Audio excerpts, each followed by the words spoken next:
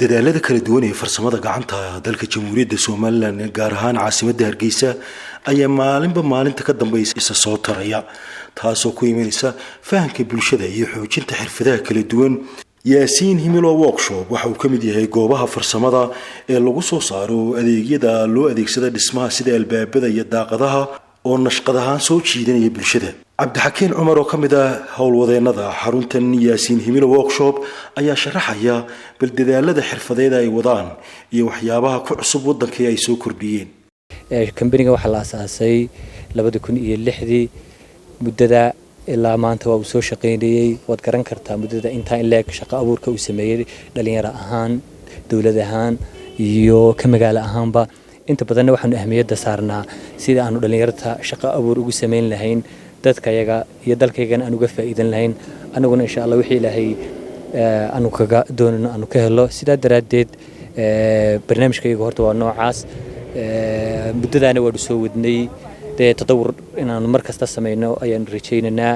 alaabtu noocyadaasi kala duwan tahay waan ku soo sheegay. aad iyo aad baan idinka mahad celinayaa inaad idinka laftiinu wixii horumar waddanka ah ad waraysi dadka qaadaan bulshada. markasta anagu ahmiyadda waxaanu saarnaa inaanu daboolo waddanka waxa dibadda laga keensanayo oo aanu waddanka gudihiisa ku sameeyno, iyadoo oo aanu markasta tayada saarano xagga tayada, quruxda iyo wax soo saarka waddanka. waanad garan kartaa adduunyadu nin waliba waxa uu isagu la soo baxo ayuunba ahmiyadda u weyn ah in aynu horumarino. bulshada reer Soomaaliland waxaan aad iyo aad ugu boorinayaa in ay wax soo saarka haddii ay noqoto dhinaca dalagga beeraha, warshadaha, farsamada gacanta aad iyo aad loo xoojiyo. taas baa waddankeena dhalinyarteena inaga inta bayna anfacaysa horumarna aynu ku gaadhana.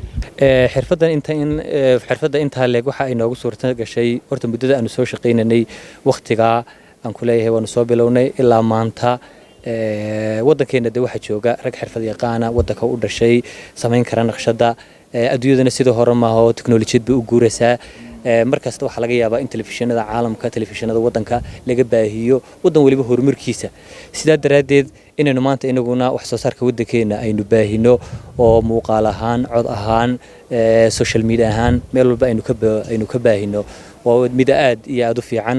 waad arki kartaa naqshadaha imika aad aragtay kuwa dibadda, kuwa gudaha, jarjarooyinka daaqadaha, qaybo badan oo waliba aanan maalidan sawir ka qaadin oo branch kale oo iyada lafteedu hadda dhinacan inaga xiga Indabirta area ayaa qayb ka tii kale aanu ku leenahay. kanina waa branchigii weynaa. sidaa daraadeed aad iyo aad baan ugu mahad celinayaa dhammaan cid kasta oo muuqaalkan daawanaysa. waxaan leenahay waad ka faa'iideysan kartaan. waxaan haynaa alaabtii dibadda lagu sameyn jiray oo waddanka aanu ku sameynay, quruxdeeda, bilicdeeda. inaynu waddanka waxaynu inagu la soo baxno, aynu waddanka ku horumarino, adduunyada iyo caalamkana gaadhsiino. aad iyo aad baan u soo dhaweynayaa.